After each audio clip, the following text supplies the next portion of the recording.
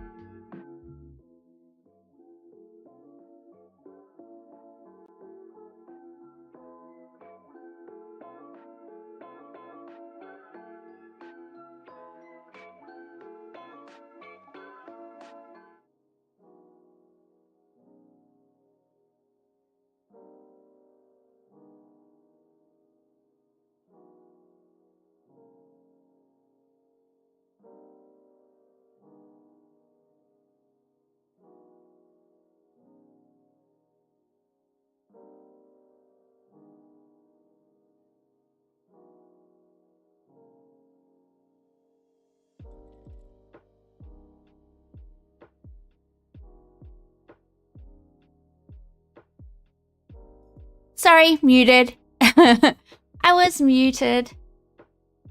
That's embarrassing. Hello, everybody. I was just talking to myself. Just talking to myself. That's okay. Most people don't listen when I talk anyway, so that's alright. That's alright. I'm here. I was muted. I was muted on the audio mixer though, not muted on my mic, so... I was muted on like the OBS audio mixer because I'm a bimbo and I do bimbo things. And that's, you know, it's what I do. Anyway, now I don't know what I was saying. How very discombobulating. Yeah, I was saying, it's Friday, it's Friday. Yeah, it's Friday. I'm gonna go to the city tomorrow and buy a new mic because this one doesn't work. And yeah, that's, you won't have to hear the whirling and the buzzing and the whatever else this mic does. You might be going to the city as well. Yeah, I'm just gonna go early in the morning because it's just a quick train ride for me. It's just a few stops. So I'm just gonna go in, quickly grab a mic, maybe grab a coffee because I never buy cafe coffees even though I live in Melbourne because I always try and save as much money as I can. So I just like have house coffee. But if I'm going to be in the city, I might as well grab a nice coffee. But we'll see. The likelihood that I don't actually... you were thinking of going to a counter protest? I mean, be careful because shit kicks off. If you're good at fighting, I would say go. if you're good at fighting. But I think a lot of people are going to be going and looking for a fight. So I don't know.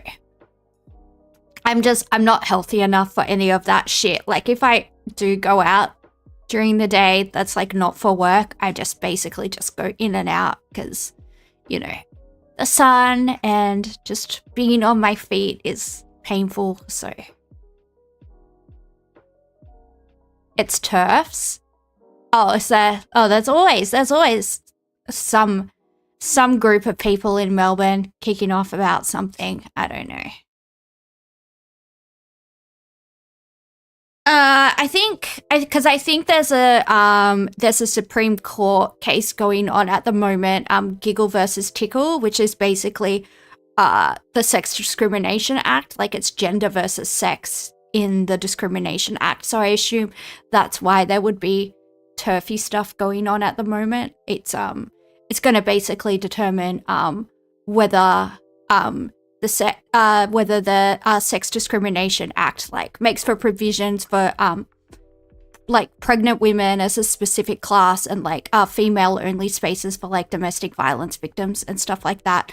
And meaning like female only, they mean like your chromosomes are XX. And that's like kind of what's being debated at court at the moment, whether or not like trans women are like will be included, because it's a whole thing. We could do a show on that in and of itself, but I think maybe that's why that would be happening. Delta. Oh, hey Ricochet. Hi, Mr. Blade. Yeah. So if there is like that type of stuff kicking off at the moment, I would say that's what that would be over. I think that's happening in Sydney. I'm not entirely sure, but it's damn, only 2 people. Yeah, I'm a small streamer. Would that affect social work? It has completely changed. It has completely changed social work. Yeah, it's yeah, things used to be very, very, very different. But yeah, you do what you do to try and be inclusive of everybody and to respect everybody's feelings, and that's what I try and do. I try and, you know, I want to make sure everyone feels included, and everyone feels safe, and that's the main thing. We try and accommodate, and I think it's a complicated one. It is a complicated one. But you know, we do what we can, and obviously we don't want to make any group of people feel unsafe or like not feel included, and it's yeah, it's a balancing act, I guess. But yeah, it doesn't help with, you know, people be kicking off and being hateful towards other people. It definitely doesn't help anything. But it's a society that we live in, unfortunately. All right, let's do the New York Times stuff. Boop. Spelling bee, spelling bee. Not to mention the protest that's going to happen on the 31st. Yeah, that's, yeah, I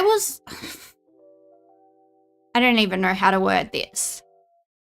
I was looking at, like, into some of the organizers of that march, and one of them's, like, families own, like, 30,000 homes. And I was like, well, imagine if your family put, like, 4 people into each of the homes that they owned. They would literally solve like Australia's housing price. What's his name? He had some weird name. March for Australia organizers. What's his name? I can't remember it, but apparently his parents are Yanks and he's like an immigrant. March for Australia. March for Australia, bros. Ooh. I can't think of his name.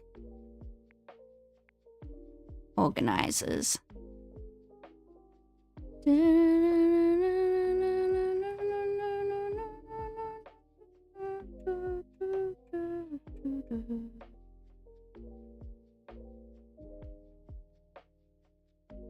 Yeah, but there's one particular dude that really boiled my piss, and I can't think of his name.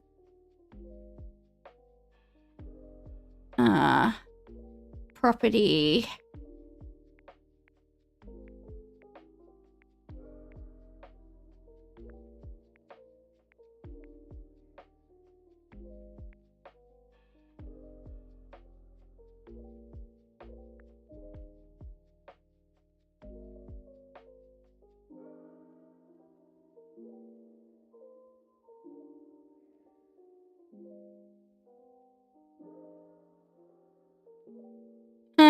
I'm not gonna be able to find it. I'm not gonna be able to find him, but he's like a smug little rich kid.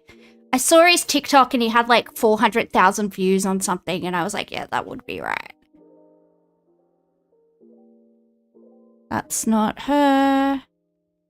Cause it's a... Excuse me. Oh my god, just fuck off. Just fuck off. Just actually fuck off. Alright, we'll come back to that. We'll come back to that. I should have looked it up before actually, or I should have written it down when it was fresh in my mind. Alright, let's just do the spelling bee and hopefully it comes. I want to say his name is Chad. I want to say his name is like Chad something. Is it going to come back to me? Does anyone know who I'm talking about? Is there... You know who I'm talking about? Okay, if you know his name, can you put it in the chat? Because I do want to actually cover him. I do want to cover him because I think it's a bit rich. Because this guy's family owns 30,000 investment properties apparently, and I think it's a bit rich him kicking up shit when his American parents own 30,000 properties in Australia. They could easily solve the homeless rate. So for them, you know, to be using the fear of like homelessness over people to like inflame, you know, inflame social division in our country is a bit rich. Oh, that they might be CIA ops actually. That might be like sowing social division in Australia. I reckon he's a CIA op. Oh, let's solve the mystery. Life is a mystery, everyone. Okay, no, it's not karaoke. Just because it's Friday night, it doesn't mean it's karaoke. That's something I have to remember sometimes. All right, we have the letters O, the letter P, the letter U, the letter L, the letter E, the letter T, the letter N. All right. Pop U. Oh, no, we can't have populate. There's no A. Pollinate? Can we have pollinate? How do you spell pollen? Pollen. Oh no, same issue. No way. Although we can have pollen.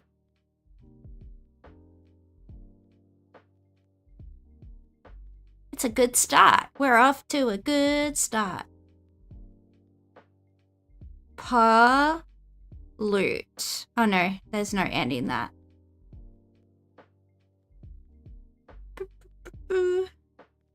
Pollutant. Ooh.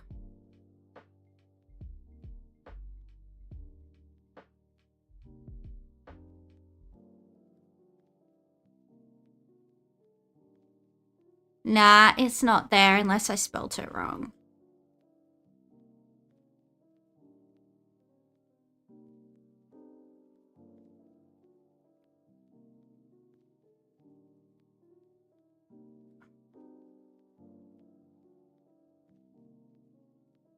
So close to telephone number. Yeah, it's quite close to like quite a few good words, but not, you know. Loop. Loop. Loop. Loop.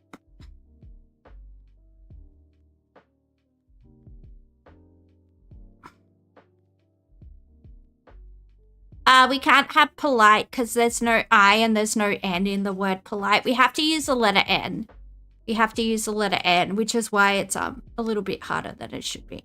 I mean, we can have tent, but it's not like, you know, it's not a big brain word, but we'll do it anyway.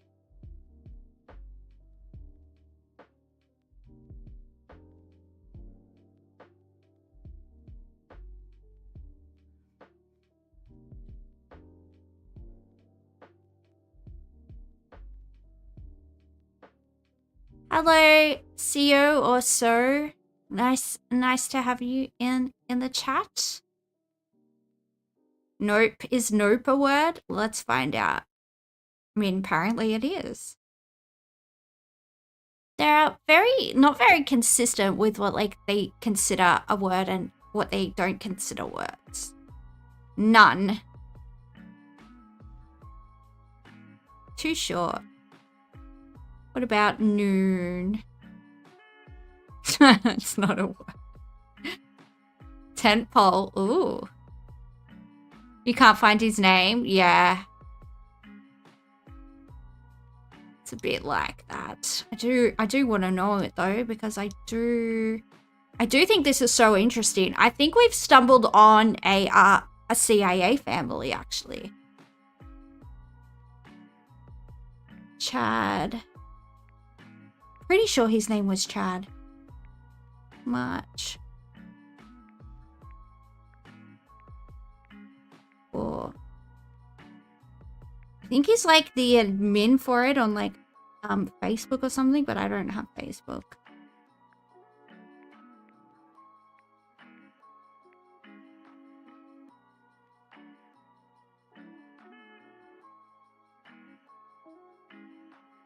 Do I not have an enter key?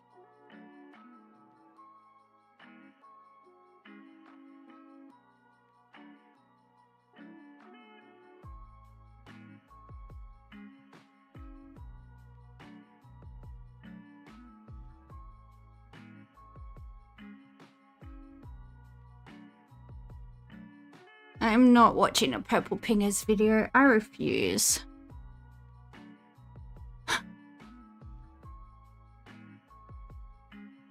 No, I'm not gonna find it. Hugo Lennon. It's Hugo, not Chad. I knew it was something like that. Where did I get Chad from? Hugo Lennon. Alright. This guy. Dude, this guy is like... This guy is a CIA op.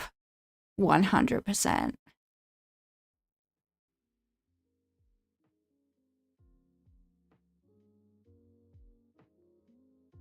Alright. Look at him. Look at him. Aww.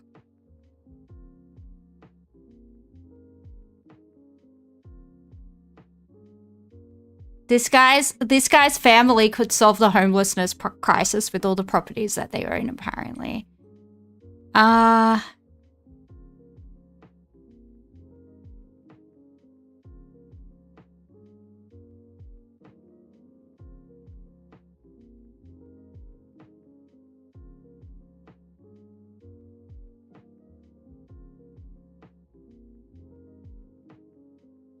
Anyway, this guy is going around and he's apparently got quite the following on TikTok. And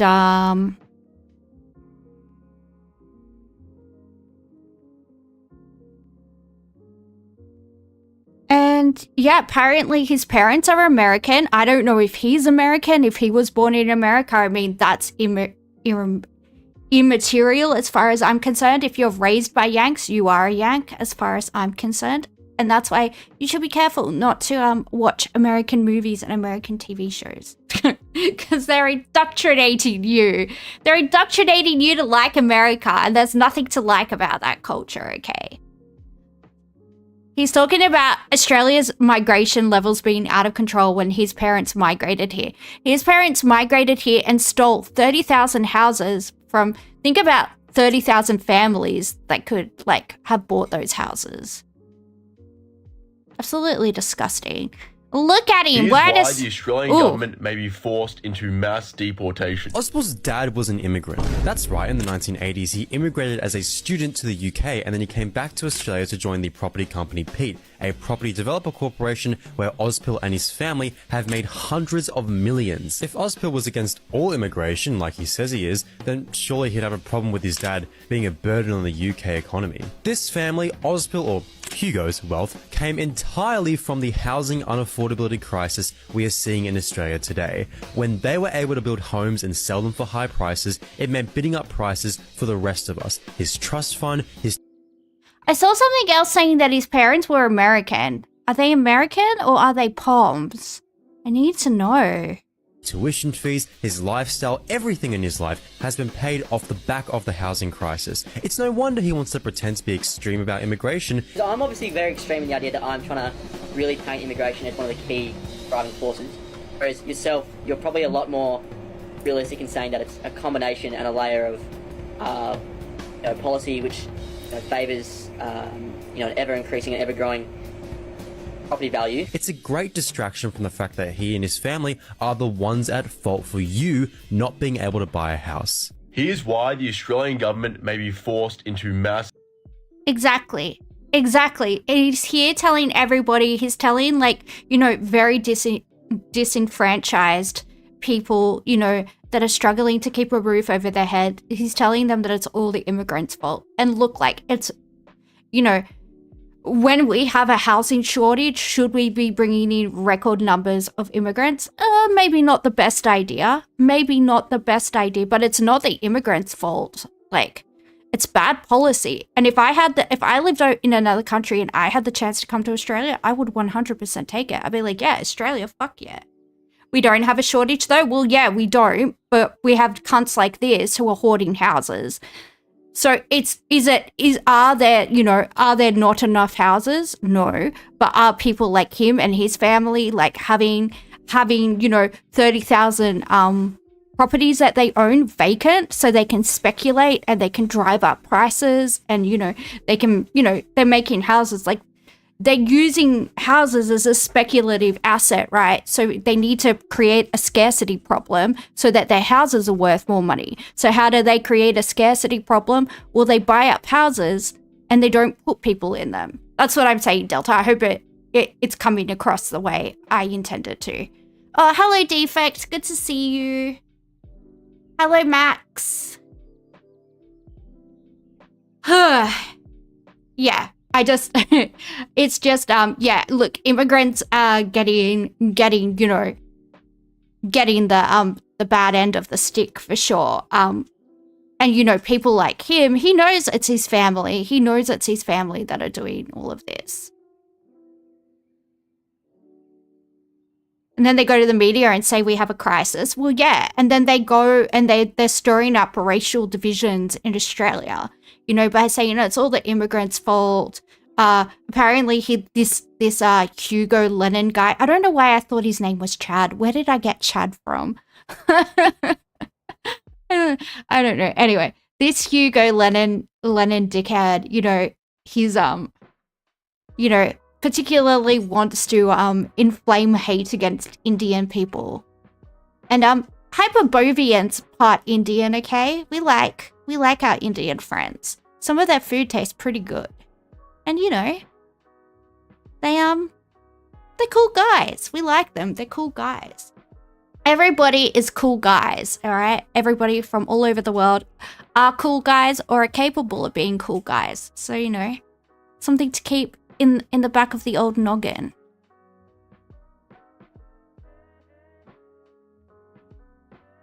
Property investment firms have effectively created a cartel.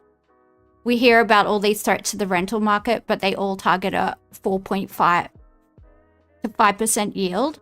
Yeah, it's insane the amount of growth that they expect on a property, and that the market's just supposed to keep up with that. It's insane. It's crazy how casual Indian racism is normalized now. Yeah, I have noticed that.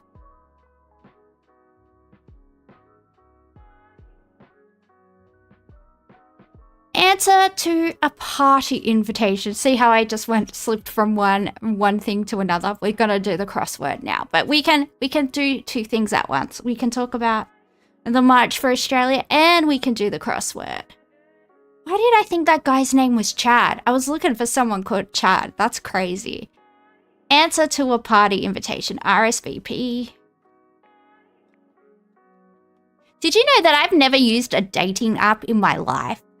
Isn't RSVP a dating app? I've never used Tinder, Bumble, any of that. It's really interesting to me that that's such a popular thing. Because for me, I just leave the house, and if one of the guys that hits on me seems hot and cool, I'm like, yeah, I'll grab a beer with you.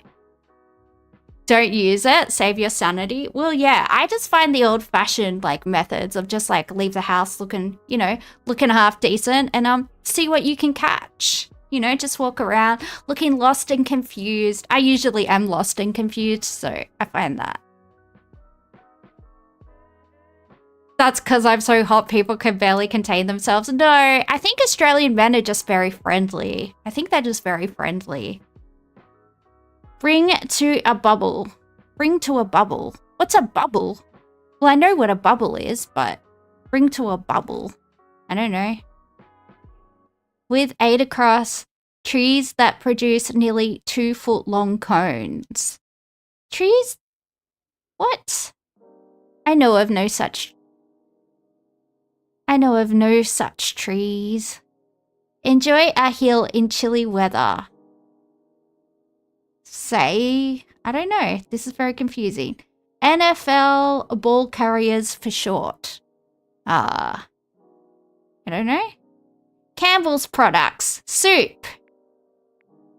No? Soups? Perhaps. Candlelight vigil? I think. It travels the highway. Poo? Poo-poo? Travels the highway. That starts with P. 5 across is boil. Oh, that makes sense. Bring to a bubble. Yeah, okay, I got you. I got you. Look, we're doing our best out here. This is going to be some type of pine. This has to be some type of pine, right? I'm going to go, I don't know what kind of pine, but I'm going to go for... Enjoy a hill in chilly weather. Say sleigh? Oh no, that's not spelt like that. That's spelt like E-I-G-H. 9 across is sled. I was on the right. I was on the right path.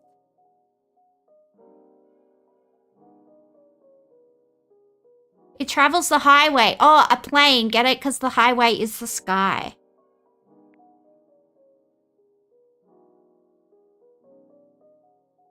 Like the maple leaf on Canada's flag. Well, that could be red.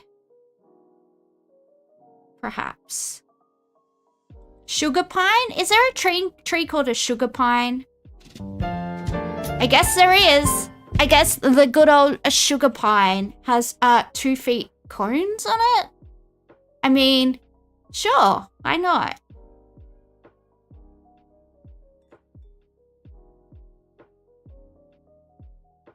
Boo, boo, boo, boo. I've been listening to The Cure a lot today, hence the title of the stream. I was gonna call it Friday I'm in Love, but then people might think that I'm actually in love. The only person I'm in love with is my cat. And that's Hello Rex Animates. Good to have you in the chat. Connections. Let's play Connections. Ooh. Alright. So you know the rules. Unless you're new, then you don't know the rules. There are 16 words and 4 categories. We don't know what the 4 categories are. So we have to choose 4 words that might form a category. And then see if that is the category that Connections was looking for.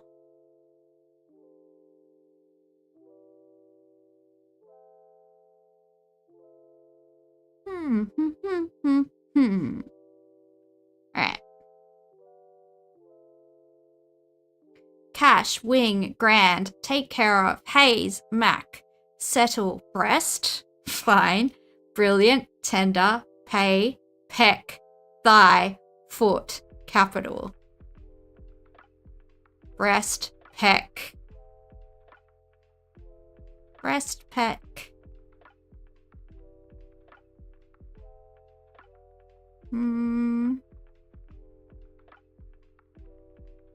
Breast, wing, thigh could be parts of a chicken.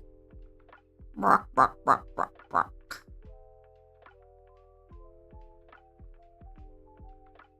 There we go. Chicken. Chicken, lay a little egg for me. Boop. Settle, cash, capital, cash, capital, settle, pay, or grand? I think there's a money one in here. I think there's a settle, cash, pay, capital. Let's try that. No, I was wrong. Bimbos never win. That's the takeaway.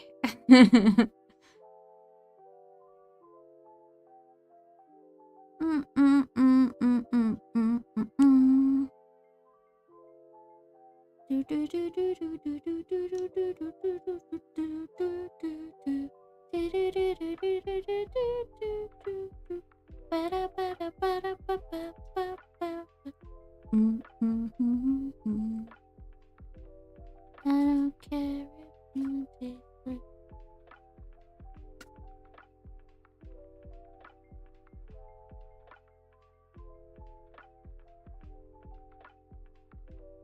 Haze and brilliant are odd. Everything about the New York Times puzzles are old. What are we talking about? They're all weird. They're all weirdos that work there. Absolute weirdos. Mac.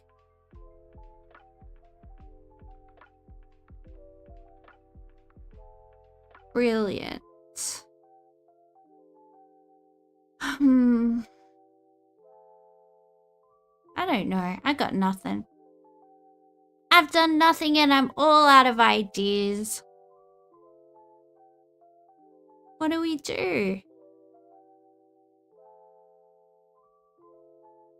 Pay, fine, capital, cash related to money. Yeah, I did try the money one, but I tried settle, cash. Oh, wait. I think I know something. Settle, take care of. Nah. Pay, fine, capital, and cash. It could be. It could be.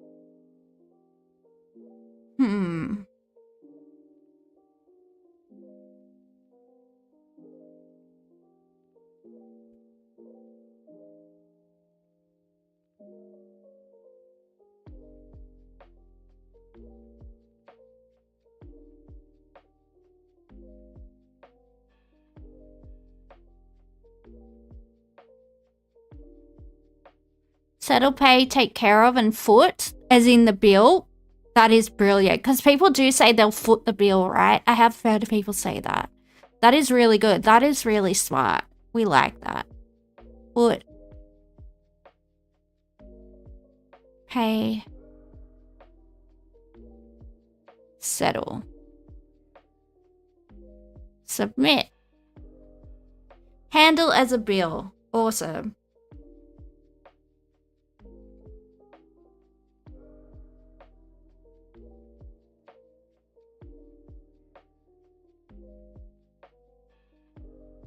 Cash, capital, grand, fine? I don't know.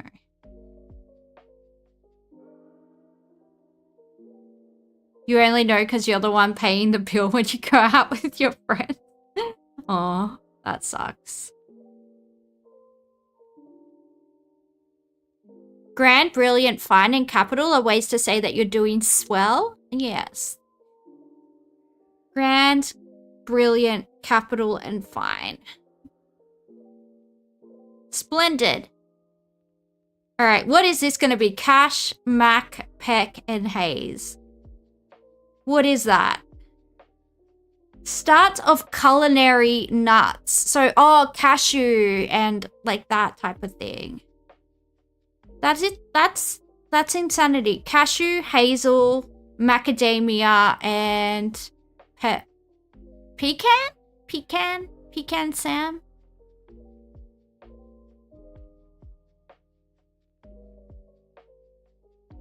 The youth unemployment crisis in your country is insane. Yeah, I can imagine. It's not great over here, but yeah, it's not I don't know. I think the world is definitely in an economic like downturn. I think we're, you know, almost 100 years out from the Great Depression.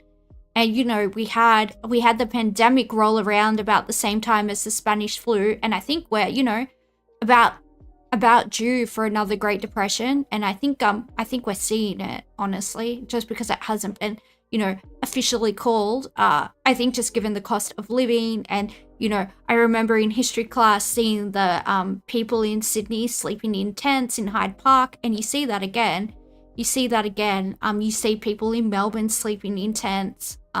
You see people not being like skipping meals. People can't eat. People can't afford to eat a lot of the time. I see like even wealthy families at the supermarket like having conversations and about like what product they're gonna buy. Like you know, people that would have just chucked everything in their trolley before without thinking about it. Now they're having conversations like with their husband or their wife about, oh, but this one's got 20 grams more and it's, you know, blah, blah, blah. And yeah, you can just kind of tell, like, even in the rich suburbs, people seem to be, like, not doing great. So it's not good out there.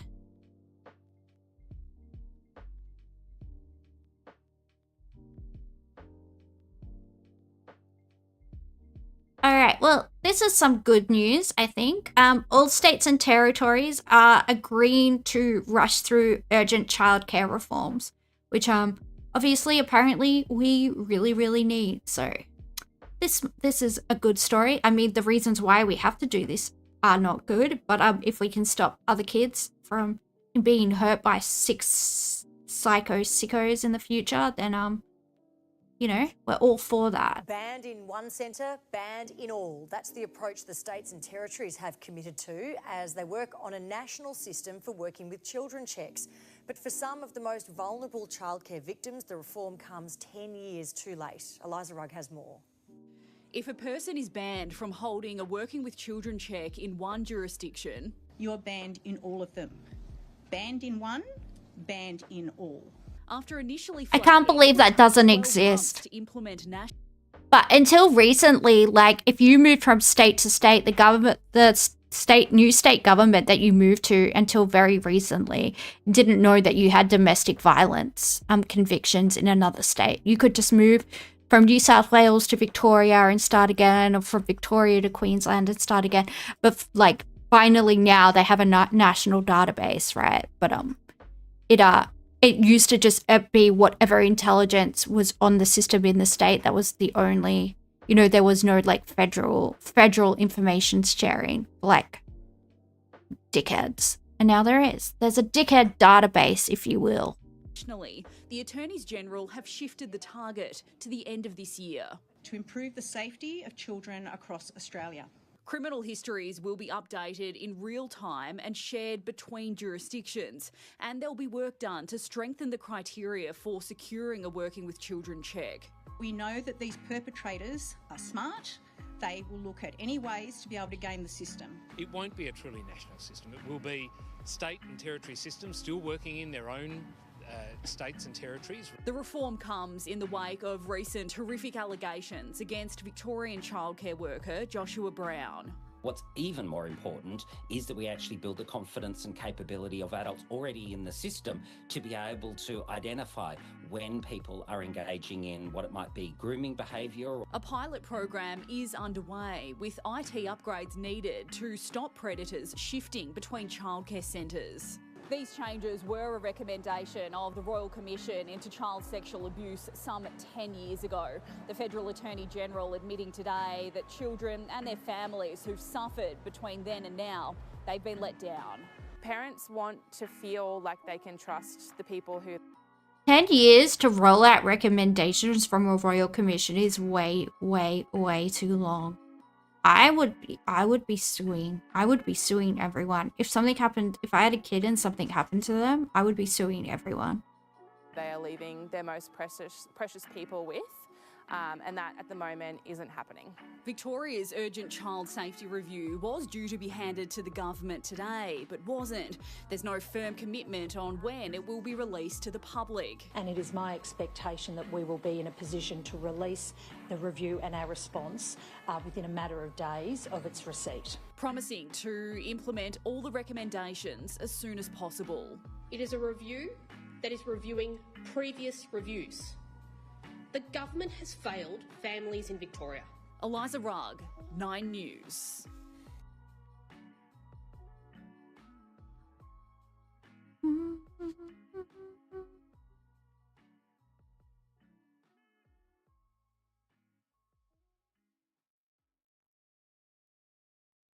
The Americans are being American again, as per usual. US reacts to Australia's Palestine recognition plan. Yeah, it's none of your business what we do. Mind your own beeswax, guys, all right? We don't care that you like to, you know, you like to give yourself diabetes. Like, you know, go for gold, guys. So don't worry about what we're doing. Hello, Celery Dave. First it was Israel, now the United States is criticising Australia's decision to recognise Palestinian statehood. Donald Trump's envoy to Israel says the US administration is disgusted by the Albanese government's move. Amid tension in Australia's relationship with America, a delegation of US congressmen lavished with the warmest of receptions at Kirribilli. The only way I was going to get harbour views was to be Prime Minister. Both sides keen to protect the AUKUS Defence Pact against diplomatic fallout from the government's decision to recognise Palestinian statehood. The timing has been very hurtful to any prospects of negotiating some settlement in Gaza with Hamas. This is a gift to them. US Ambassador to Israel Mike Huckabee revealing he had discussed Australia. And what, like, the people of Gaza are just, like, collateral in the meantime? The people of Gaza are will just have to, you know, keep on getting slaughtered in the meantime? Take it down a notch, mate. And look, here they all are doing their propaganda tour of Israel where they get taken around. It's like, you know, when you go to North Korea as a tourist and they, like, just take you on, like, this very sanitized, like, tour of North Korea, which is, like, not representative of all about how the average person lives. And look, I've watched Crash Landing on You, right? And if K-drama is accurate, and I believe it is, I have a very good insight into how the people of North Korea live, okay? You can form very cute friendships with them after living in their village for a few months. And then you can name your cosmetics line after all the cute women that you meet. Sorry, I really like Crash Landing on You. It's the cutest. It's the cutest ever. I love it. There's historic foreign policy shift with President Donald Trump. There's an enormous level of disappointment and some disgust. The Prime Minister responding with equal vigor. Yeah, I feel disgusting when I look at your KFC grease all down your shirt. Wear a bib, sir. I don't know if he eats KFC. I'm just I eat Actually, I love fried chicken, but Korean fried chicken is way better. Way better than American fried chicken. But you know, I'm just throwing national stereotypes around because look, Albo invited you into his home, his harbourfront home, you know. We keep our views about you to ourselves. We just talk shit about you behind your back, America. Well, I would say to your face because I'm a little bitch, but here we are. Look. And Australians have been disgusted by what they see on their TV every night. They were disgusted Go, Albo. by the terrorist actions of Hamas on October 7, but Australians have also seen the death of tens of thousands of people. Then that provokes, not surprisingly, a human reaction. The government's also pushing back at Mike Huckabee's claim. Exactly. Australians aren't going to be propagandized to when we can see the people dying. There's no explanation that you can give us for the slaughter of women and children. There is no propaganda that you can spin. And that's clearly a major social difference between Americans and Australians. Because the fact that, like, that politicians can still like have tenable positions in governance and support Israel just goes to show the difference between our cultures and our states, right? Because I think Penny Wong and Albo really wanted to get the ball rolling on Palestinian state recognition because it's overwhelmingly what their constituents want, right? And that's what politicians are supposed to do. But the fact that, like, you know, a party that essentially represents 50% of the American people, the Republican Party, can support what Israel's doing and support the state of Israel in its colonialist ambition, just goes to show and still, you know, be a viable party, a party that the American people will probably re-elect. Just goes to show like the difference in our cultures, I would say. That Australia blindsided the US, pointing out that Foreign Minister Penny Wong discussed the matter with her US counterpart Marco Rubio beforehand. Senator Wong arguing it's important to recognise Palestinian statehood before there was no Palestine left to recognise. And right on cue, Israel's far-right finance minister Bezalel Smotrich announced a new Jewish settlement in the West Bank. Oh, fuck off. This reality finally buries the idea of a Palestinian state, he said, because there is nothing to... If he's indigenous to Palestine, then why is his skin so red? Why is the land like rejecting him? He can't handle the UV. Before I got lupus, I could handle the UV in Australia. So, you know, the land is not rejecting me. I am one with the land. You are not one with the land. Like, unless there's another reason for this lobster-esque complexion, I would say, you probably belong in, like, I don't know, Poland or Russia or somewhere. I don't know, just a stab in the dark. He 100% does. He 100% does have little demon eyes, doesn't he? And because his skin's so red, it definitely brings out, like, the blue in his eyes and makes him look like he's possessed. To recognise and no one to recognise. Andrew Probyn, 9 News. What a stinky poo head.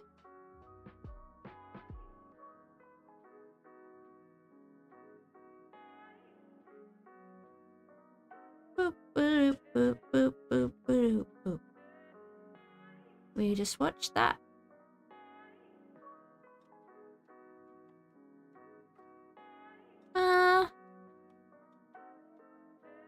The coalition and Palestinians react to Australia's recognition pledge.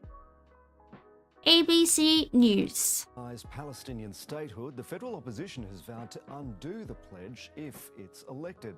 Anthony Albanese will make the declaration.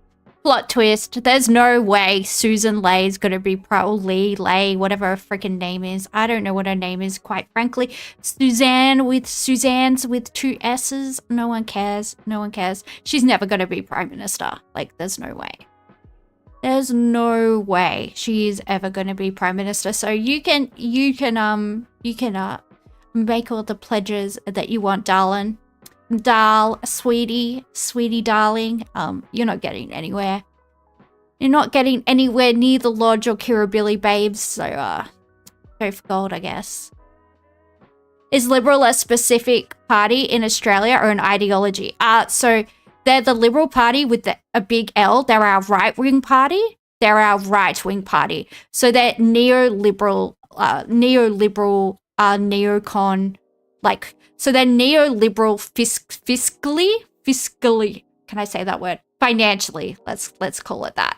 And like they're like neocons. They're basically like the Republican Party. They worship the Americans. They like worship like hyper-capitalist, like predatory, you know, screwing people over. Yeah, they're the Liberal Party, or sometimes referred to as the LNP, because they can't form government in their own right, so they have to team up with the National Party, which is like the party of rural Australia. So a lot of people in rural towns, the National Party like represent like farmers and people that live out in bumfuck nowhere, and the Liberal Party have to team up with them. So that's why we'll often say the LNP, which refers to the coalition, which is the Liberal Party and the National Party. But they had a little divorce earlier on, and I don't know, they're going to family counselling. I don't know, it's a whole thing. We don't really know, and we don't really care, quite frankly, because boo to them, they suck. At the United Nations next month. Today, stepping up his criticism of Israel's Prime Minister. Here's National Affairs correspondent Jane Norman. Allies moving in lockstep towards a tectonic shift in foreign policy. We need to have a breakthrough. The Prime Minister wants Australia to play a part, joining France, the UK and Canada in recognising Palestinian statehood at next month's UN General Assembly. Deeply frustrated with Israel's conduct in Gaza and losing patience with its leader. He again reiterated to me what he has said publicly as well, which is to be in denial about... This might sound like very soft language from Albo, but considering how seriously Australian leaders take diplomacy, this is actually incredibly strong language for him to be talking in these terms. He's basically saying, get fucked, you cunt. Like, that's basically what he's saying to old Benji. The consequences that are occurring for innocent people.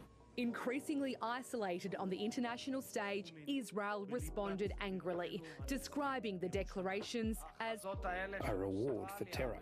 This is a grave and dangerous mistake. To recognise unilaterally a Palestinian state does one thing for the terrorists. It rewards them and it emboldens them.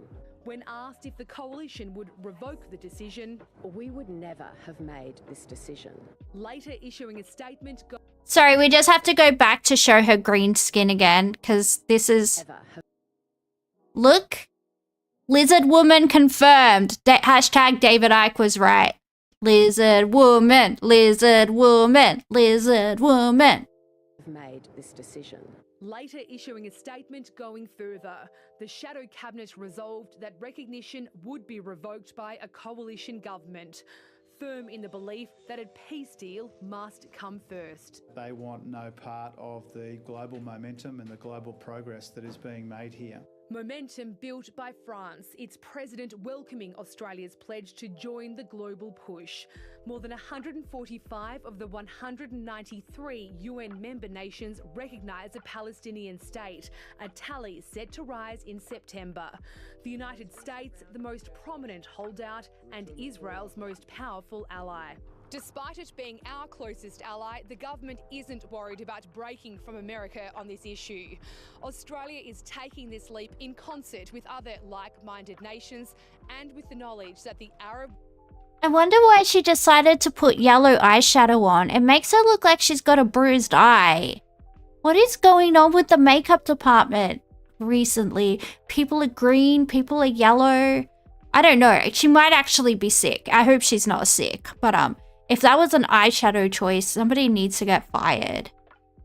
I wonder, it's just, it looks like she's got two black eyes. I hope she doesn't. I hope she's okay. I hope she's not sick. I hope it's just bad eyeshadow. What is going on at the ABC, guys? The world has turned its back on Hamas. The hope is that this collective action acts as a circuit breaker to this seemingly endless conflict. Jane Norman, ABC News, Canberra. In the West Bank, the Palestinian Authority says it's confident that Australia's recognition of Palestinian statehood would encourage other nations to follow suit. But many in the community are concerned the symbolism of the move will only achieve so much. Middle East correspondent Matthew Doran reports. 15,000 kilometres from Canberra and a concrete wall away from Jerusalem, news of Australia's pending recognition is spreading through the streets of the West Bank. It's amazing. I mean, we've seen something that we've never seen before, which is more countries are siding with us and seeing the injustice.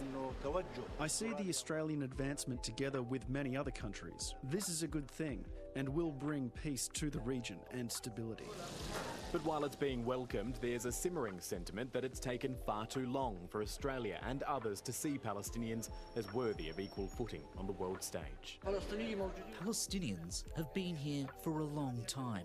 We are not waiting to be recognised. When you cut me, I bleed the same color you bleed. There should be no difference between the two. It pains them. The Palestinian Authority believes the intervention will inspire others. This is long overdue. Australia is a weighty country. Its recognition will make a difference. Australia's support comes with conditions, specifically reform of the Palestinian Authority to make sure it's up to the job of governing and that it holds elections for the first time in decades. We want a democratic country whereby we can elect our leaders, and we have been denied that democratic process because we are living under abnormal conditions. This is a community acutely aware of the significance of a country taking the steps to recognise Palestinian statehood. But this is also a community living under occupation, knowing full well that more needs to happen to have a... Is it just you or Gaza City looks better than Israel? This isn't Gaza, this is the West Bank. They're in the West Bank at the moment. So this is like this hasn't been bombed or anything. This is just the West Bank. Where he is right now. It's 15 k's from Jerusalem. It's always been, the West Bank has always been like better developed and like a better standard of living than Gaza. Gaza's sort of the way that Israel sort of started their apartheid system. Gaza's always had like the lowest standard of living and like the lowest like rights of the people. In the West Bank, it's a little bit better. And then obviously if you're a Palestinian within like Israel proper, you also have more rights than like the other two groups. It's very convoluted and we could probably go over it one time, but yeah, it's a whole thing. It's a whole thing. But yeah, this isn't Gaza, this is the West Bank. Tangible effect on their lives. Israeli development continues to encroach on the West Bank, with illegal settlements taking land and even segregated roads designed to hamper movement of Palestinians. We are also challenged by 1,300 checkpoints. We can hardly move 5-6 kilometers without being stopped and checked. Roadblocks to lasting peace and hopes for a future state. Matthew Doran, ABC News, Ramallah. The Prime Minister's promise to recognise a Palestinian state is getting a mixed response from Palestinian Australians. Here's reporter Nabil Al-Nashar. Palestine is more than a word for Samir Akramawi. Up until 1975, I had on my passport that I was born in Jerusalem, Palestine. After that, they denied me the right to claim that I was born in Palestine. Yeah. An Australian Army veteran was born in Jerusalem in 1945, before Israel existed. He's taken the Australian government to federal court. See, Palestine has historically always existed. It's on his passport. It's on his passport from 1945. And that's hurtful. He was also an Australian Army veteran, like he served this country. Whereas most Australian Jews that do serve, they typically go overseas and serve for the IDF. You know that guy like Avi Yemeni who works for like that American or Canadian right-wing news organization like Rebel Media or whatever? He went to Israel to join the IDF and he served in the IDF. And now he like...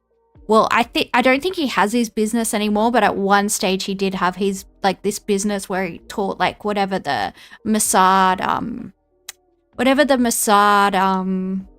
martial art is called. I don't know. It always sounds like something Kraken to me, like Phil McCracken. I don't know what it's called. Just gotta call it that. But yeah, and he also was like Krav Maga. Where did I get Phil McCracken from? Well, yeah, he used to teach that, but yeah, he's such a flog. He's such a flog. That guy is such a loser. To petition his right to identify his place of birth as Palestine. Our background is Palestinians, not unknown, not Israeli, not Lebanese. Watching the Prime Minister promise to recognize Palestine was a relief. This is a pretty good move from Australia, and I thank them for it. Lubna Haddad's parents fled Palestine after the creation of the State of Israel in 1948. She sees the recognition of Palestine hollow and tokenistic. Palestine's always existed. We've always existed. We'll always exist. Recognition for us is platitudes. It does practically nothing to feed Gazans who are starving. Like many in the Palestinian camp, Lubna believes this recognition is... Yeah, but getting the majority of nation states to recognize Palestine means that there's more of an argument under international law for peacekeeping troops, you know, to storm the beaches of Gaza, to, you know, have armed troops, a global alliance of troops to storm the beaches of Gaza and, you know, force aid into the region.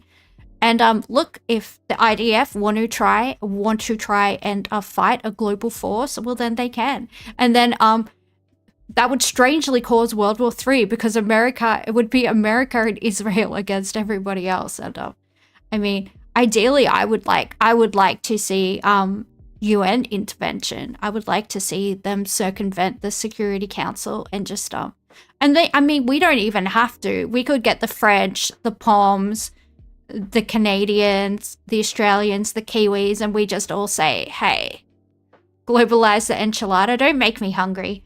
And we could just say, hey, let's get our defense forces together. Let's get some ships, let's get some soldiers, and let's just rock up. And imagine if Israel attacked those. Imagine what would happen. World War III would literally kick off. So I don't think they would. At that point, they would go, oops, it's over, and, you know, run away like little bitches. It's too little, too late, with not much left to recognize as Palestine. They want sanctions on Israel, an expulsion of the ambassador, and a global arms embargo. But for many in the Jewish community, the recognition of a Palestinian state alone is outrageous.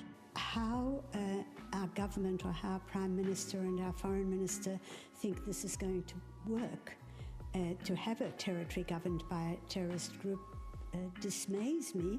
Others in the Who are the terrorists, sweetie? Who's killing children? Who's starving children? Who is starving children? She says with her really posh accent from her, you know, probably home in Vaucluse, or probably a nice harbour view behind that hedge, isn't there, darling? Yeah. It's a bit rich. It's a bit fucking rich for my blood. Jewish community think the recognition doesn't go far enough. We need actual concrete action on the ground of what we're going to do to prevent Israel from committing genocide. The idea that because my family suffered means that I need to defend or represent Israel in any way is bonkers.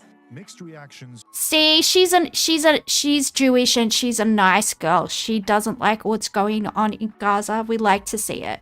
We like to see that because, you know, she's probably going against her grandparents. She's probably going against her parents to, you know, we always, yeah, I think it's probably hard for a lot of Jewish people, you know, in terms of social pressure to come out against their community. So when we see that, it's, you know, we like that lady. We would have a beer with her and, you know, some kosher snacks because, she's a nice girl. We like her. From Australians, all desperate for an end to the bloodshed. Nabil Al-Nashar, ABC News, Sydney.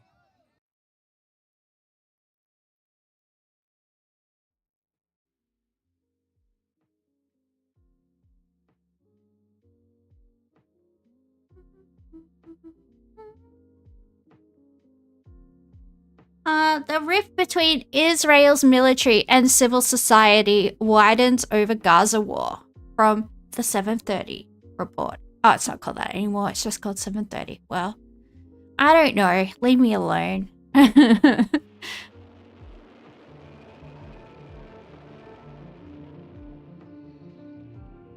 Israel has been here before. Robbed of air support, Egypt's land forces in Sinai were picked off with merciless precision. It captured Gaza from Egypt in 1967. In 6 days, it was all over. The most one-sided military engagement of modern times. And took almost 4 decades to extract itself.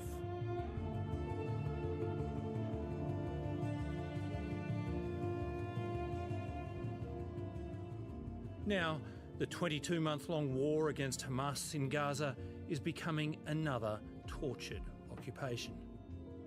Our goal is not to occupy Gaza. Our goal is to free Gaza, free it from Hamas. He's so evil. Look at him just lying. He's just standing there lying. It's pretty sure thou shalt not lie is in the 10 Commandments. Although I'm pretty sure in the Talmud it says it's okay to lie. And apparently you guys follow that more than you follow the Old Testament. So interesting. But it's really interesting propaganda to go off on a tangent, to go off on like a theological tangent. It's really interesting to me how like America pushed so hard for the term Judeo-Christian, like our religions are remotely related. It's so interesting to me because, you know, the Torah is supposed to be the first 5 books of the Old Testament, yada, yada, yada, this, that, and the other. But if you read the Talmud, if you read what the Talmud says about Christians, which obviously the Talmud is kind of like a living document, I believe it's still, you know, rabbis are still contributing to it. But if you read what it says about the Virgin Mary and about Jesus, it says that Jesus is being boiled alive in poo-poo for eternity and that the Virgin Mary was a whore. Do you know what Islam says about Jesus?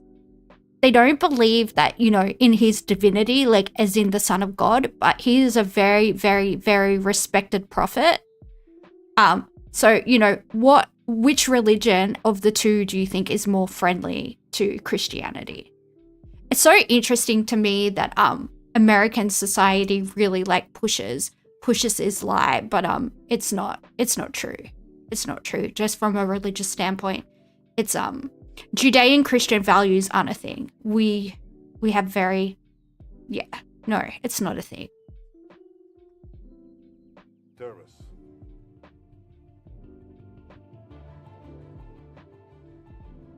I think that it will lead us to a never-ending war.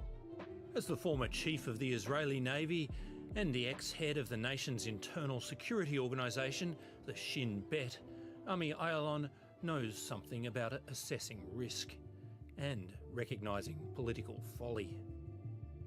This is not a victory, because the idea that if you will kill all your enemies, you will achieve a victory, a new political reality, it's nonsense. It's believed about 20 Israeli hostages remain alive, some of them barely alive. Like Evyatar David, held in tunnels, probably. Well, where do you think that Hamas is going to get food to feed the hostages from when everybody in Gaza is starving? Did you think about that? Did you think that starving the Palestinian people might also mean that the hostages would starve? I mean, I'm just playing devil's advocate, right? Because we know that Israel doesn't care about the hostages, because if they did, they would have gotten them out within the week. It's their excuse to, you know, keep on bombing Gaza. Do you think that they're really doing all of this for, like, 20 people that are left now? Do you really think they're doing all of this for 20 people? No, they're not.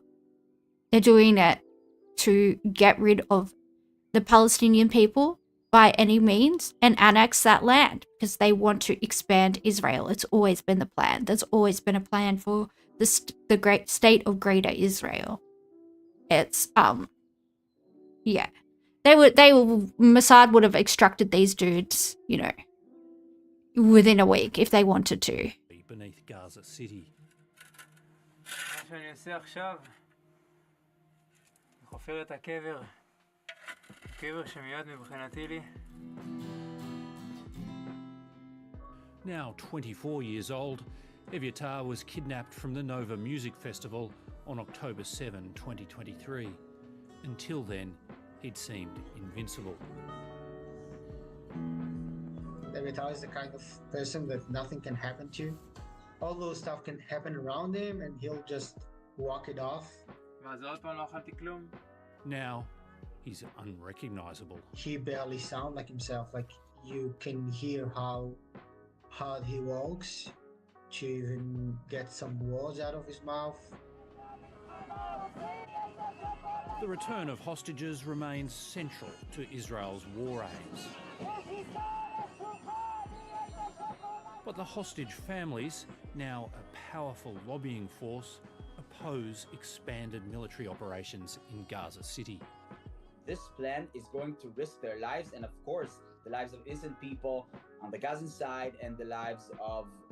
If these poor families actually believe that the Israeli government gives a fuck about their kids, I'm so sorry. I'm so sorry. I mean, they are correct that, obviously, you know, going into Gaza City militaristically is going to endanger their kids, but the government don't care about endangering your kids. I'm so sorry if you haven't worked that out yet, but they don't. They don't. This is just a pretext for an ethnic cleansing and for a leveling of a civilization to make the way for an expanded Israel. And yeah, I feel sorry for these families if they actually believe that the Israeli government gives a shit and has been doing anything to actually get their kids out, because they haven't. Israeli soldiers. Gil Dickman is the cousin of Carmel Gat, captured in Be'eri and held in Gaza for 12 months before Israeli troops got too close for comfort for Hamas.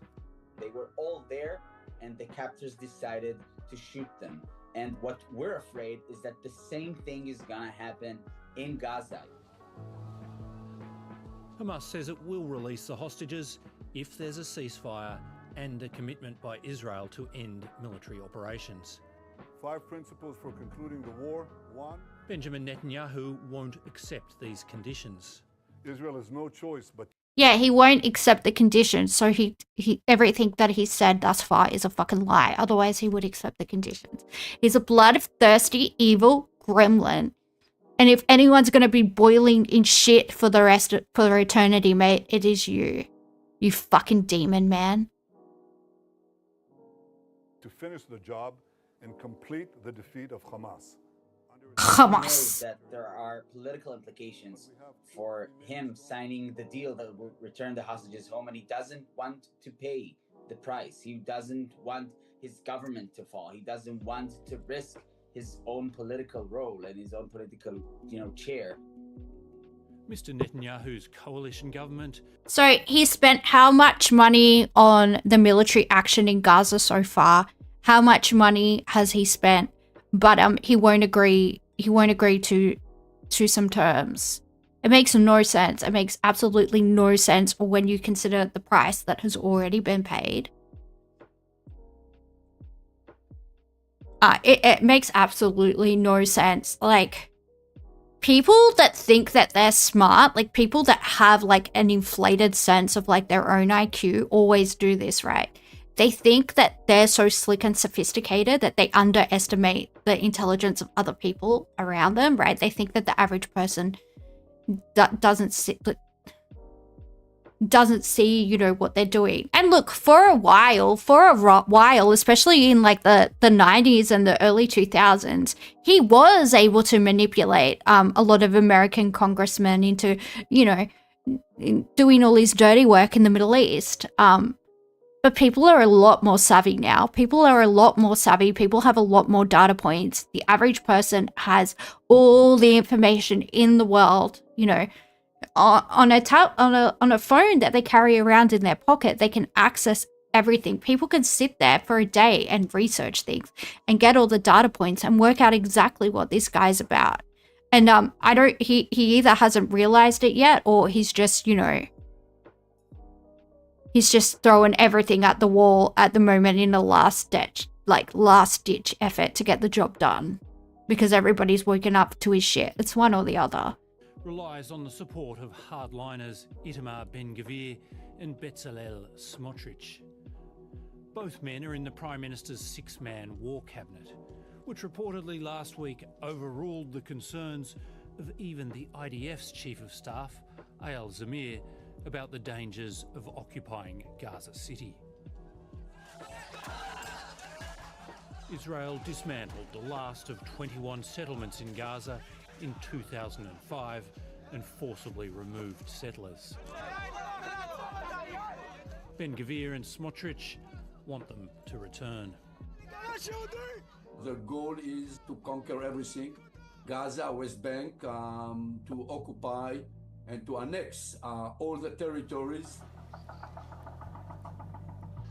There are nearly 700,000 Israeli settlers living on the site of a future Palestinian state in the West Bank and East Jerusalem. Settlements in Gaza would render the creation of that state even more difficult. Many Israelis continue to protest the war. It seems that we have a government that doesn't care about public will or resistance or hopes or future.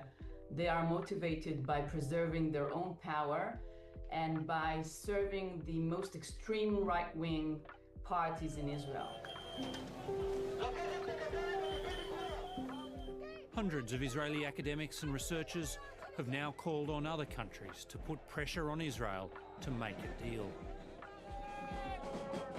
What I think the international community can do and has been doing is recognizing a Palestinian state, but it is important that they do this with these conditions, that it is demilitarized and moderate. Because if we get a Hamas-ruled Palestinian state, then the war will continue. This week, Australia said it will recognise Palestine as a state with conditions. We will work with the international community to make this right a reality. Sheer stupidity.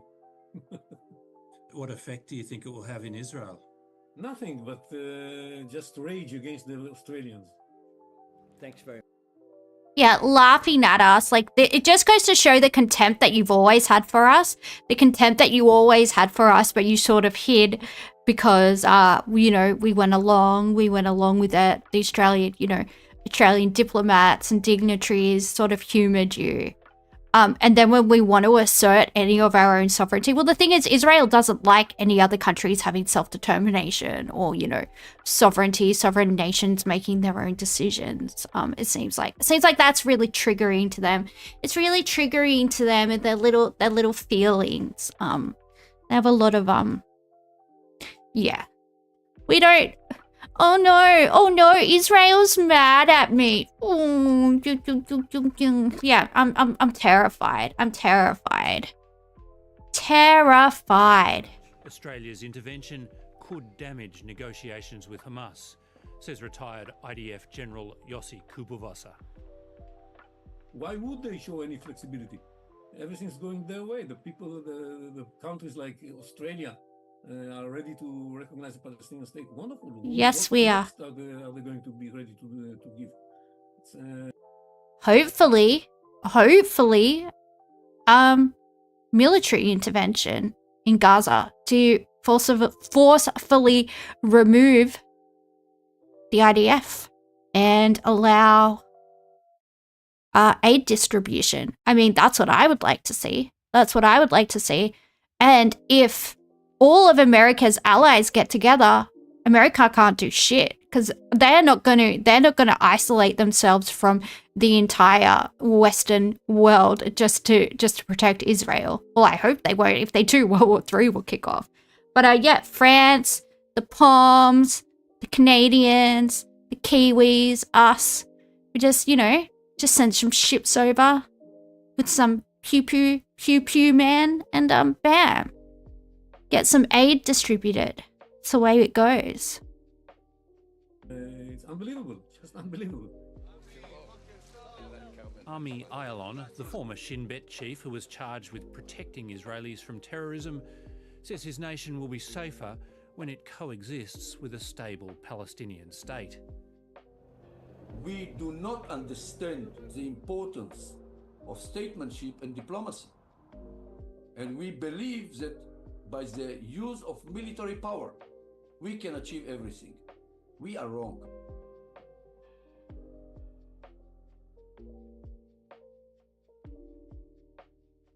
It's incredible that the USA is trying to support this.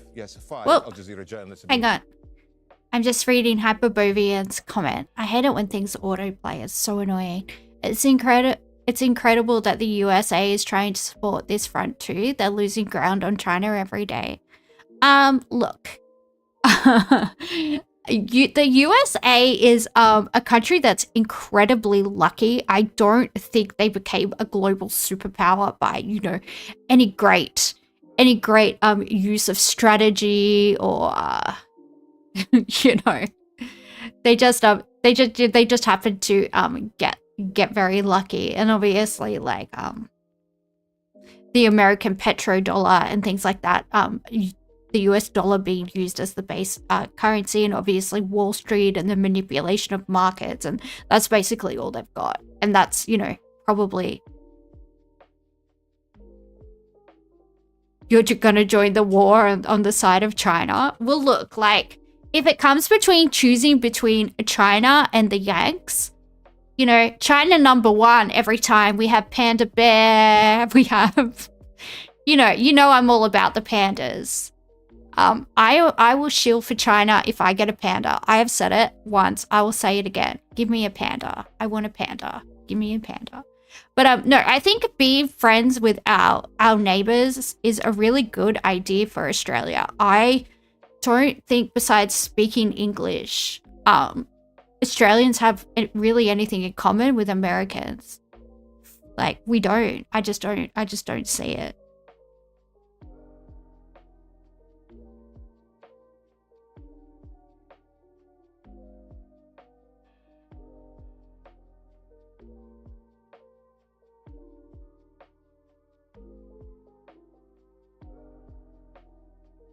All right, well, speaking of Trump,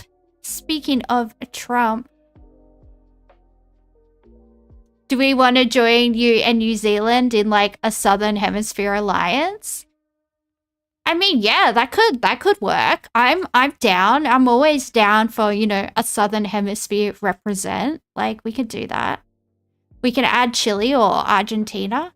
Yeah, we can audition people. We can audition some Southern Hemisphere countries.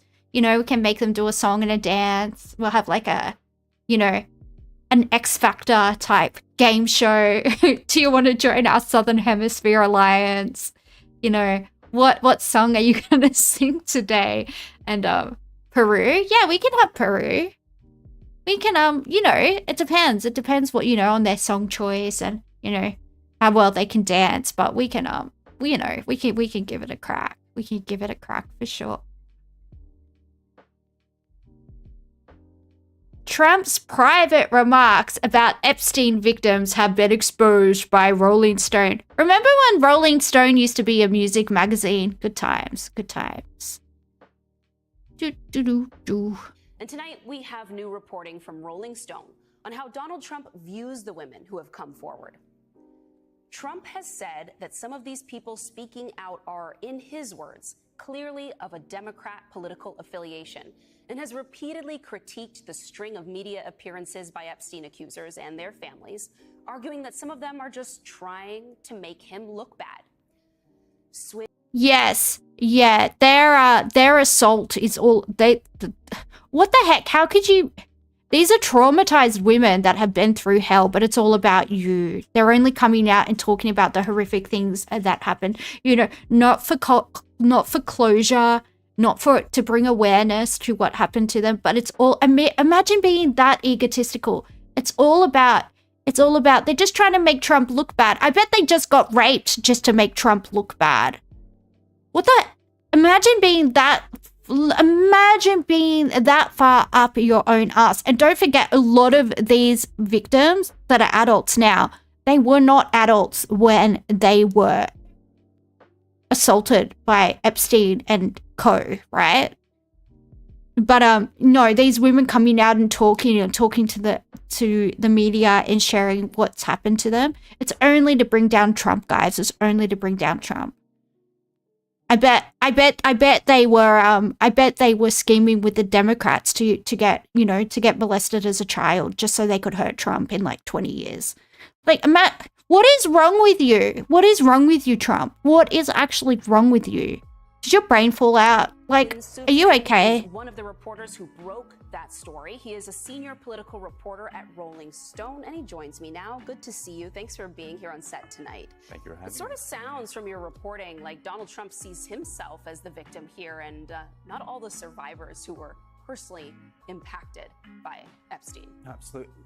And that is par for the course for this president. Whatever is going on the political or personal landscape, he always values casting himself as the victim, as the besieged one. Even in a situation as black and white as this, when it's pretty clear who the survivors are and who the victims and alleged victims and the accusers are, for something especially so heinous as what we've come to know with regards to the Jeffrey Epstein saga. And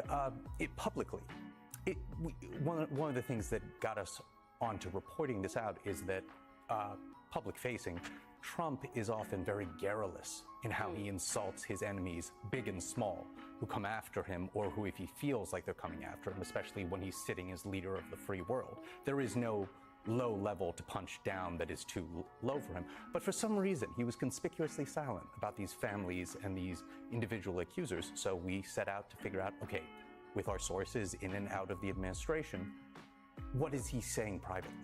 How is he viewing these media campaigns from these different families and from these different accusers? And as you put in your intro, when you reference our reporting, it's not a positive one. He is getting really, really annoyed in recent weeks with these individuals, accusing them of being essentially Democratic operatives, coordinating with supposedly this liberal media and liberal lawyer ecosystem that he thinks is just out to get him and make him look bad and imply to the public that maybe he did something wrong or super fishy or whatever during his years of palling around with country's most notorious pedophile, Jeffrey Epstein.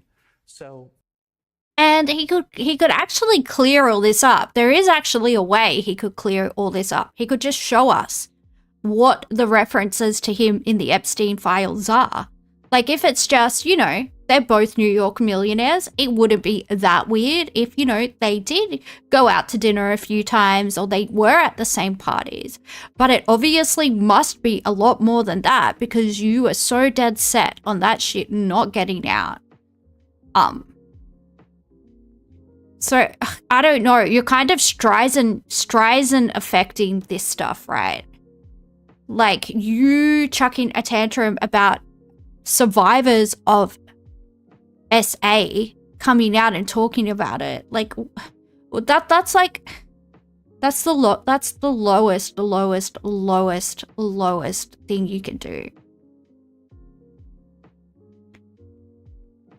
And the thing is, don't a lot of his voter base care about Epstein's victims? Isn't that why they were so gung-ho on especially the children that were caught up in this? Isn't that why they were so gung-ho about the papers being released so they could know the sickos that hurt children? Again, when it comes to the character and politicking of Donald Trump, sadly, par for the course. I've interviewed some of the survivors. They've come on many of our shows here at MS. And then I've also listened to many of them, read their interviews, and they're incredibly straightforward most of the time. It's basically, we would love if you included us in the process. We'd like to be notified about what's going on. Could you contact our lawyers perhaps before you go down to a prison in Florida and maybe make a deal? Please treat us with some respect. And perhaps if there's something to be learned from these documents that you once said you would release, we'd like to see them too. I mean, those aren't really partisan requests. Those seem like very standard asks from people who've been incredibly harmed. Right, and for a president of the United States who is as obsessed with so-called public relations as this one, you think that he and his administration would put better care in terms of even private or gentle communications with these families and their attorneys and these survivors and these accusers. As far as we can tell, they are mostly keeping them at arm's length. There is obviously a ton of secrecy within the past month plus with this shambolic blowback and handling within the administration of the whole Epstein saga.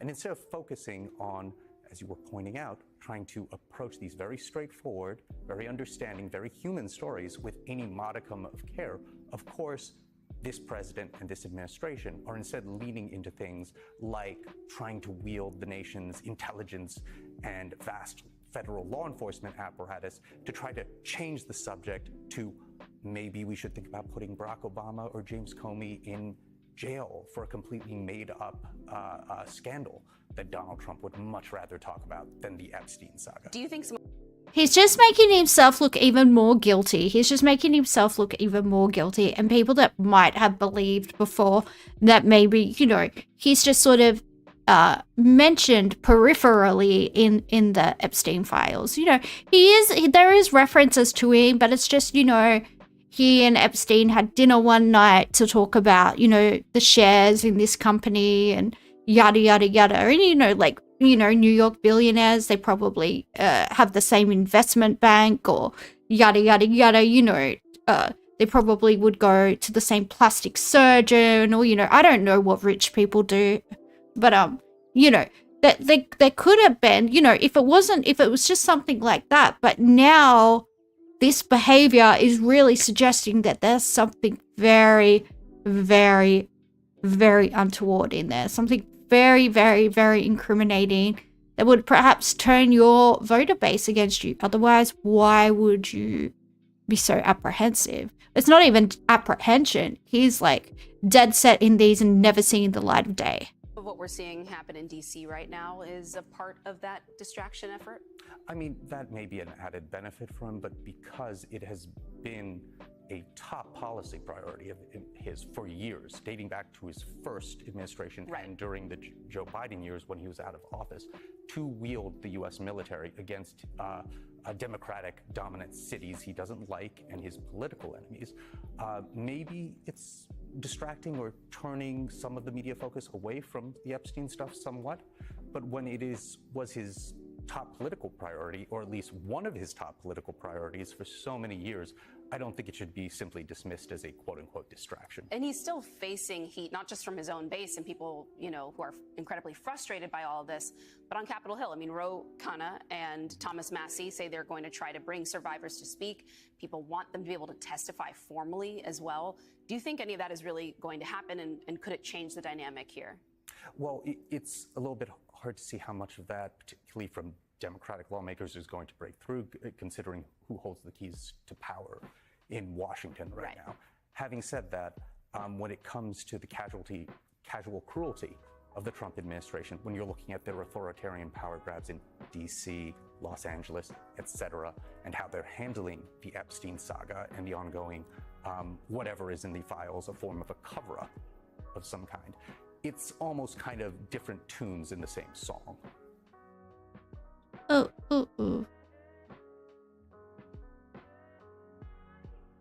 Well, let's play Scrandle and Food Guesser. I'm going to be streaming at like 1 or 2 p.m. tomorrow. I'm going to be doing Spooky Saturday again.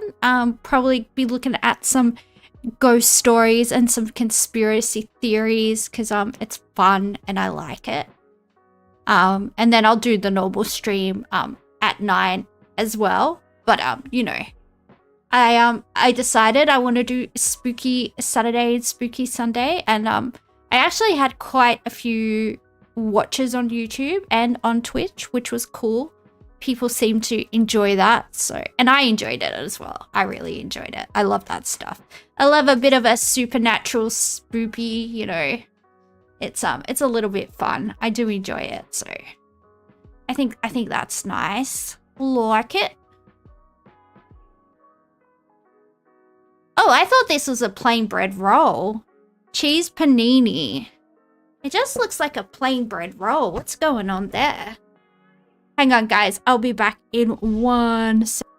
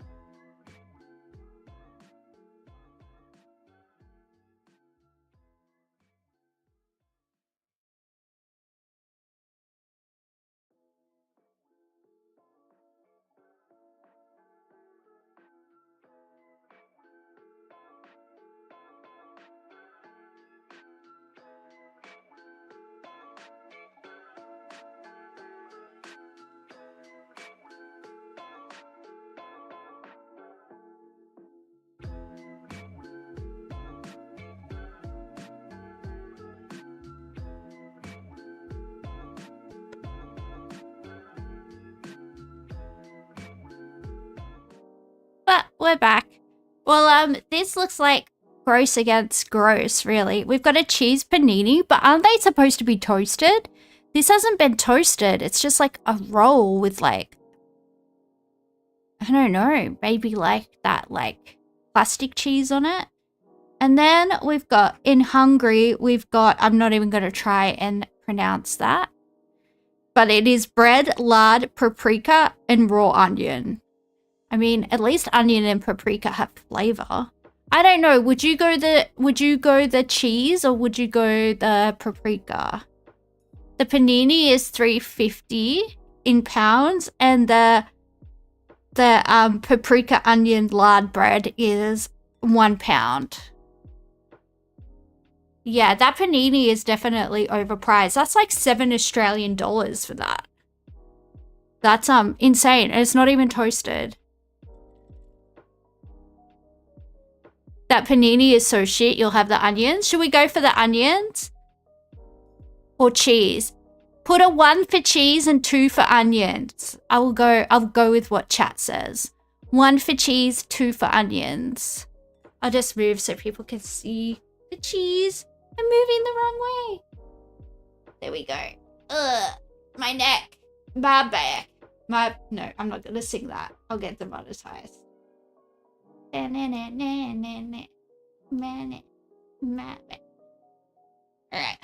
Here you go.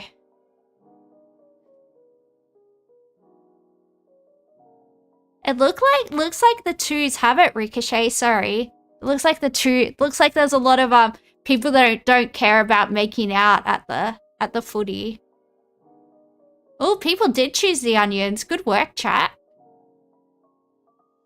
Oh, are these the same thing? There's a cheesy hot dog for $4 for £4.50, or there's a cheese dog for $3.50, and they both look the same. So let's go for the one that's $1 cheaper. Nope. What did I miss? There's poutine in Montreal, which I think is like chips with gravy and like cheese curd on it or something. Or there's another type of poutine. So there's two. I'm gonna have to move again, aren't I? There's this poutine or that poutine. Which poutine do you want? And those are 20 cents different, or 20 pence different. Number one looks like someone spewed on it. Looks like someone had a chunder. Number one looks like someone had a chunder on it. Is that what it's supposed to look like? This one has like spring onions on it. That's what curds look like? Yeah, see, I don't know. I don't know if I would eat something that looks like that. It looks gross. We're gonna go for number one, according to Hyperbovian. No. Number two. Let's go for number two. It looks less gross. Yeah, people went for the one that looks less like someone like catch under. This chicken burger or this chicken burger. This one looks better. This one looks better. Number one looks better, don't you reckon? Let's have a vote. Let's be a democracy.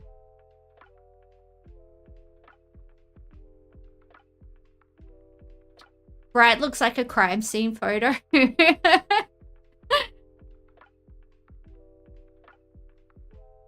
Yeah, this one looks crunchy. This one looks like it's crunchy at least. Oh, we have Osaka style. We have kiwi and sausage pizza for £6.20. Or we have kiwi and sausage pizza for £6. Which one? Why are they putting the same foods up against each other? And why are you putting kiwi fruit on a pizza? I have so many questions. I'm gonna go for the cheaper one.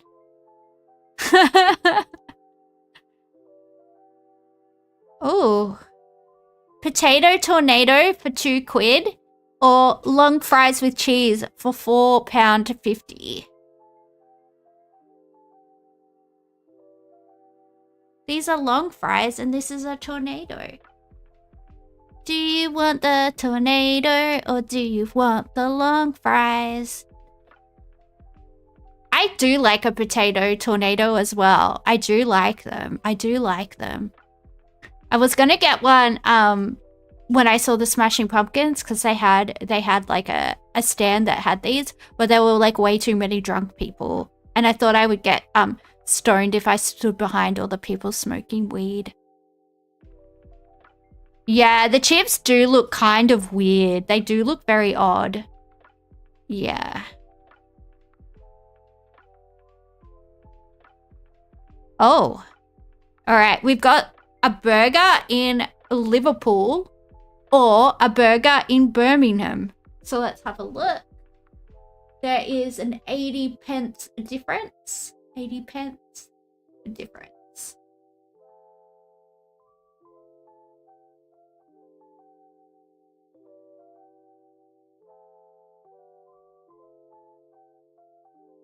I'm gonna go for this one. No, wrong.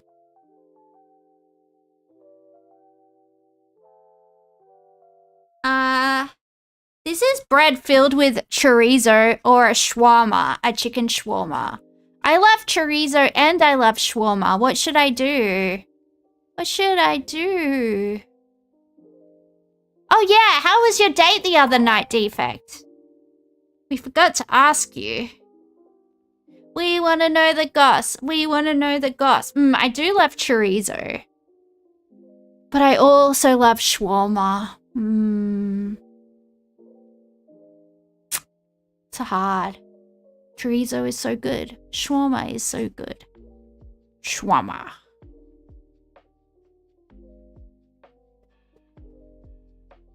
Eeny, meeny, miny, mo. Do, do, do, do, do, do, do, do, do, do. Oh, yapping until 2 AM is good. That's a good sign. That's a good sign, Defect. We like it. We like to see that. Alright, I made the right guess. Bread with cheese and mushrooms or bread with cheese and pepperoni? Pepperoni. You don't make friends with fungi, okay? Sausage in lompe or sausage in lompe? What? Did they make a mistake? Because these are the same. This is the exact same picture. This is the same picture with the same price. So I'm just gonna... What? How does that even make sense? What is going on? The world has gone mad, I tell ya. Mad. Alright. We go and play this one. Shrimp, cocktail sauce, lemon wedges, horseradish, hot sauce, celery, salt optional. Shrimp cocktails, I feel like, I know we have them in Australia, but I feel like they're probably American, right? Because we would call them prawns if they originated here. So let's try America.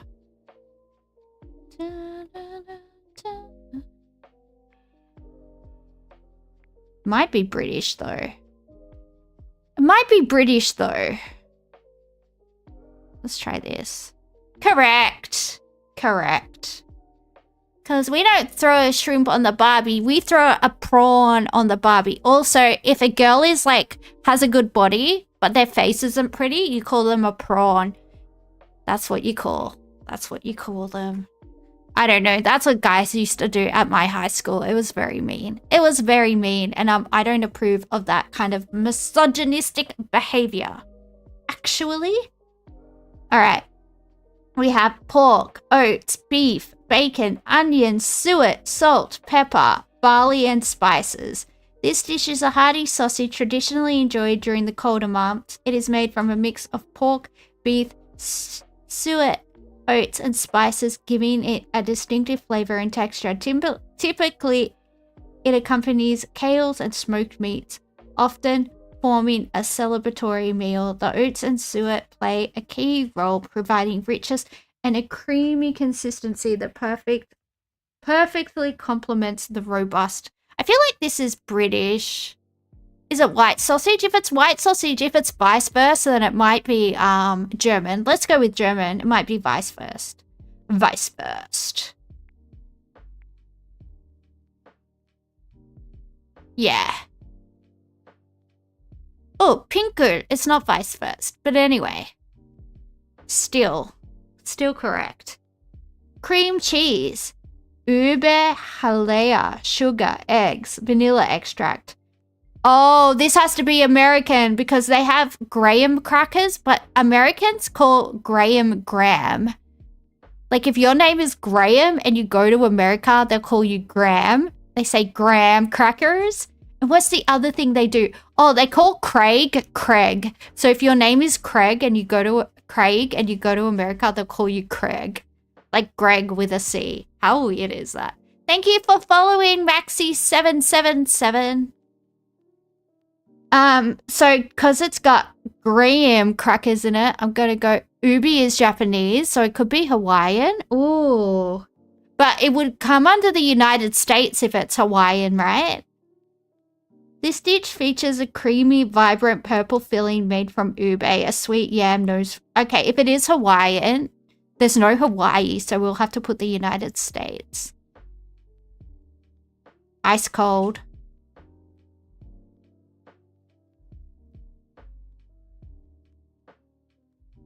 Let's try Japan.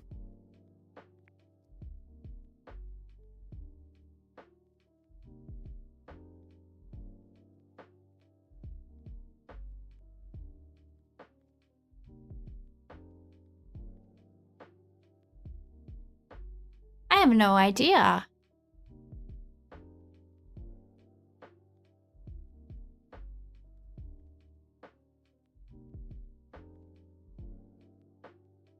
Sour cream, all-purpose flour, condensed milk, and coconut milk. It has condensed milk and it has coconut milk. Could it be maybe Southeast Asia? Cheese isn't very common in the East, probably European. It could be European. Yam cheesecake does sound British.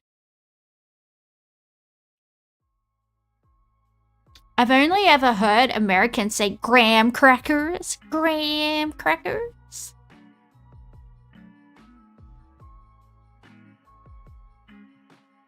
It has coconut milk and condensed milk. Could it be like Malaysia or something? You were thinking maybe Central Asia? Do you want to try like Mongolia? Should we try Mongolia? Should we try the Eurasian steppe? What are we doing? I'm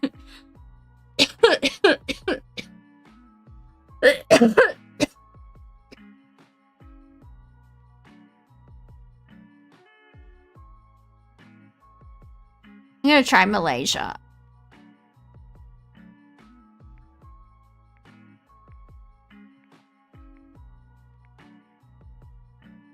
Malaysia is warm. Malaysia is warm. Okay, so we're in this region a little bit more. We want to go north, east. We want to go east. Yeah, let's try it. Let's try the Philippines.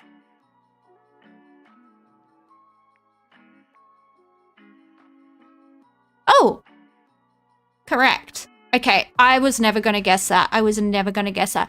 I've only ever heard Americans say graham crackers because whenever I watch like a recipe on like YouTube or stuff, they're always like, and then you want to get some graham crackers, but they're saying graham, but they say graham. It's very weird. It's very weird. All right, we're still a genius. That's okay. That's all right. That's okay. We're still a genius, guys. We are still a genius, and that's all that matters. At the end of the day, we keep our title.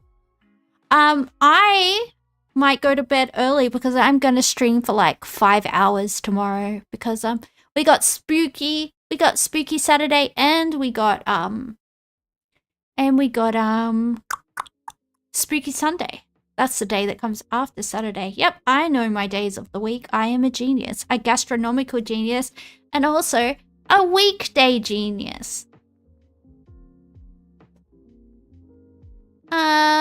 What else? Yeah. All right, guys. Well, I'm off to bed. Thank you for hanging out.